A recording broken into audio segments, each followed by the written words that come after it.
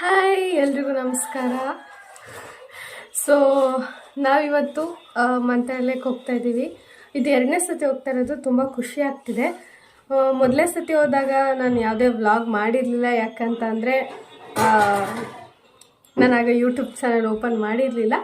So ಅದಕ್ಕೆ ಈ ಸತಿ ಹೋಗ್ತಾ ಇರೋ ಕಾರಣ ವ್ಲಾಗ್ ಮಾಡೋಣ ಅಂತಿದ್ದೀನಿ. ನಾವು ಮೈಸೂರು ರೈಲ್ವೆ ಸ್ಟೇಷನಲ್ಲಿದ್ದೀವಿ. ಸೊ ನಾವೀಗ ಮೈಸೂರು ರೈಲ್ವೆ ನಿಲ್ದಾಣದಲ್ಲಿದ್ದೀವಿ. ನಮಗೆ ಬಸ್ ಏನಂದೆ ಇನ್ನೊಂದ್ಸಲ ಹೇಳು. ಟ್ರೈನ್ ಇರೋದು 1:15. ಸೊ ಇನ್ನೂ ಟ್ರೈನ್ ಬಂದಿಲ್ಲ, ವೆಯ್ಟ್ ಮಾಡ್ತಾ ಇದ್ದೀವಿ. ಟ್ರೈನ್ ಬಂದಮೇಲೆ ಹತ್ಕೊಂಡು ಹೊರಡಬೇಕು.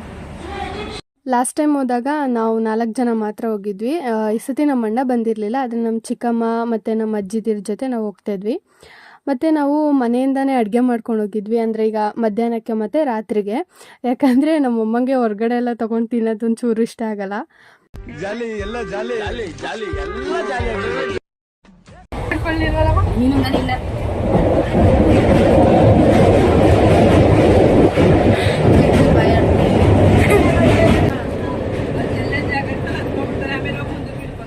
ನಮ್ಮ ಹಾಯ್ ಬಾಯ್ ಹಾಯ್ ಹೇಳಿ ಒಂದು ಹಾಯ್ ಬಾಯ್.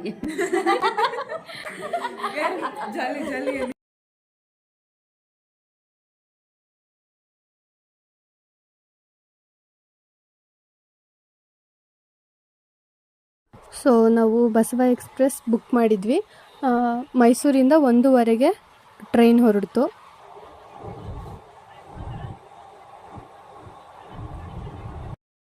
ನಾವು 12:15 ಅಂದರೆ ಮಧ್ಯರಾತ್ರಿಲಿ ಅಲ್ಲಿಗೆ ರೀಚ್ ಆದಮೇಲೆ ತುಂಬ ಆಟೋಗಳಿರುತ್ತೆ, ಅದರಲ್ಲಿ ಶೇರ್ ಆಟೋ ಮಾಡ್ತಾರೆ.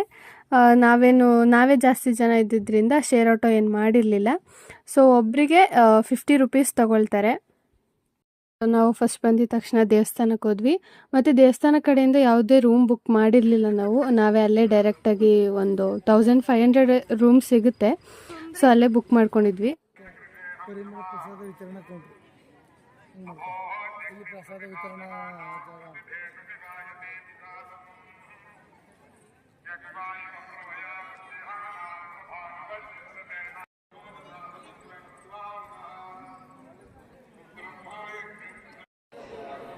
ದರ್ಶನ ಎಲ್ಲ ತುಂಬಾ ಚೆನ್ನಾಗಾಯಿತು. ರಾಯರನ್ನ ನೋಡಿದ್ಮೇಲೆ ಮನಸ್ಸಿಗೂ ಒಂಥರ ಖುಷಿ ಆಯಿತು. ತುಂಬ ದಿವಸದಿಂದ ಹೋಗಬೇಕು ಅಂದ್ಕೊಂಡಿದ್ವಿ, ಆದರೆ ಹೋಗೋಕ್ಕಾಗಿರಲಿಲ್ಲ. ಟ್ರೈನ್ ಬುಕ್ ಮಾಡಿದರೂ ಕೂಡ ಕ್ಯಾನ್ಸಲ್ ಮಾಡಿದ್ವಿ. ಖುಷಿ ಆಯಿತು ರಾಯರನ್ನ ನೋಡಿ. ಅದೇ ಮಂತ್ರಾಲಯಕ್ಕೆ ಹೋಗಬೇಕು ಅಂದರೆ ಹೋಗೋಕ್ಕಾಗೋದಿಲ್ಲ. ದೇವರು ಯಾವಾಗ ಕರ್ಸ್ಕೋತಾರೆ, ನಿಮ್ಮನ್ನ ನೋಡಬೇಕು ಅನ್ಕೋತಾರೆ, ಆವಾಗ ಮಾತ್ರ ಹೋಗೋಕ್ಕಾಗೋದು ಅಂತಾರೆ.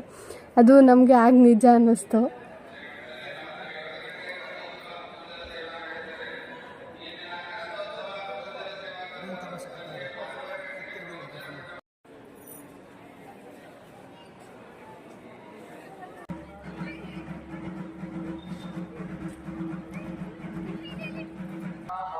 ನಾ ಸ್ಯಾರಿ ಹಾಕ್ಕೊಳ್ಬೇಕು ಅಂತಿದ್ದೆ, ಹಾಗಾಗಿ ಸ್ಯಾರಿ ಹಾಕ್ಕೊಂಡಿದ್ದೆ. ಸೊ ಫಸ್ಟ್ ಟೈಮ್ ಅನಿಸುತ್ತೆ ನಾನು ಸ್ಯಾರಿ ಹಾಕ್ಕೊಂಡು ಇಡೀ ದಿನ ಇದ್ದಿದ್ದು.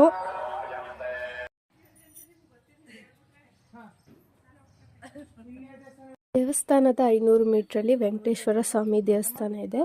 ಸೊ ನೀವು ಇಲ್ಲಿಗೆ ಬರ್ಬೋದು.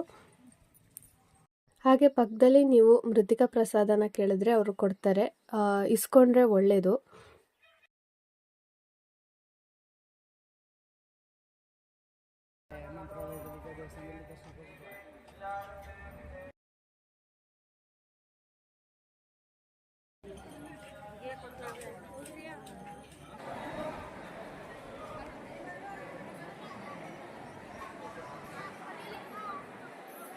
ಮಧ್ಯಾಹ್ನದ ಪ್ರಸಾದ ತುಂಬಾ ಚೆನ್ನಾಗಿತ್ತು.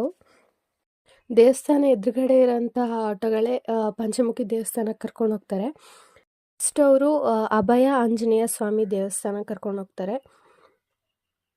ನೆಕ್ಸ್ಟ್ ಅಪ್ಪಣ್ಣಾಚಾರ್ಯರ ಮನೆಗೆ ಕರ್ಕೊಂಡು ಹೋಗ್ತಾರೆ. ಶ್ರೀ ರಾಘವೇಂದ್ರ ಸ್ವಾಮಿಗಳು ಇಲ್ಲಿ ವಿಶ್ರಾಂತಿ ತಗೊಂಡ್ರು ಅಂತ ಹೇಳ್ತಾರೆ.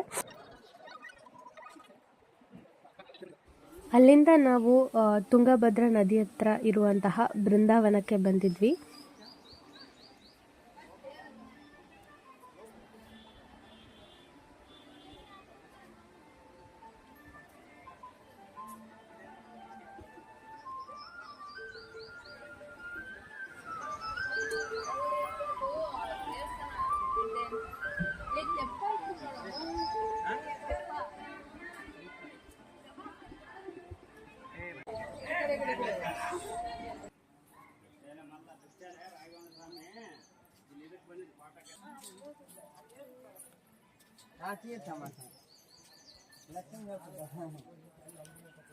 ಈ ಬಿಚ್ಚಲಮ್ಮ ದೇವಸ್ಥಾನನ ಬಾಳೆಹಣ್ಣು ಮತ್ತು ಬೆಲ್ಲದಿಂದ ಕಟ್ಟಿದ್ದಾರೆ ಅಂತ ಹೇಳ್ತಾರೆ.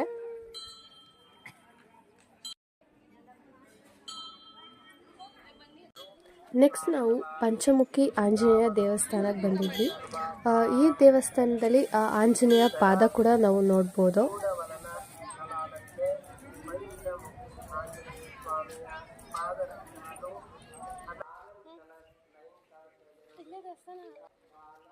ನೆಕ್ಸ್ಟ್ ನಾವು ಅಲ್ಲೇ ಪಕ್ಕದಲ್ಲಿ ಇದ್ದಂತಹ ಲಕ್ಷ್ಮೀ ದೇವಸ್ಥಾನಕ್ಕೂ ಕೂಡ ಹೋಗಿದ್ವಿ.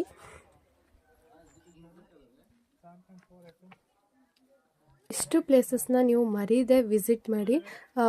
ದೇವಸ್ಥಾನ ಎದುರುಗಡೆನೇ ಆಟೋಗಳು ಇರುತ್ತೆ, ಸೊ ಅವರು ಕರ್ಕೊಂಡು ಹೋಗ್ತೀವಿ ಅಂತ ಹೇಳ್ತಾರೆ. ಸೊ ಮಿಸ್ ಮಾಡ್ಕೊಳ್ಬೇಡಿ, ಎಲ್ಲ ದೇವಸ್ಥಾನಕ್ಕೂ ಹೋಗಿ ಅಂತ ಹೇಳಕ್ಕೆ ಇಷ್ಟಪಡ್ತೀನಿ. ಸೊ ದೇವಸ್ಥಾನಗಳೆಲ್ಲ ನೋಡಿ ಮುಗಿಸಾದ್ಮೇಲೆ ರೂಮ್ಗೆ ಹೋಗಿ ರೆಸ್ಟ್ ಮಾಡಿದ್ವಿ. ರೆಸ್ಟ್ ಮಾಡಾದ್ಮೇಲೆ ಮತ್ತೆ ಸಂಜೆ ನಾವು ದೇವಸ್ಥಾನಕ್ಕೆ ವಾಪಸ್ ಬಂದ್ವಿ. ಸೊ ಲೈಟಿಂಗ್ಸ್ ಎಲ್ಲ ಎಷ್ಟು ಚೆನ್ನಾಗಿ ಕಾಣಿಸ್ತಿದೆ ಅಲ್ವಾ. ಏನೋ ಒಂಥರ ತುಂಬ ಅಂದರೆ ತುಂಬಾ ಖುಷಿ ಆಯಿತು.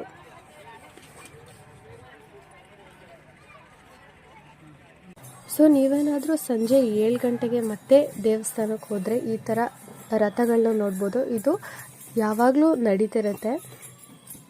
ಸೊ 5 ಥರದ ರಥ ಇರುತ್ತೆ.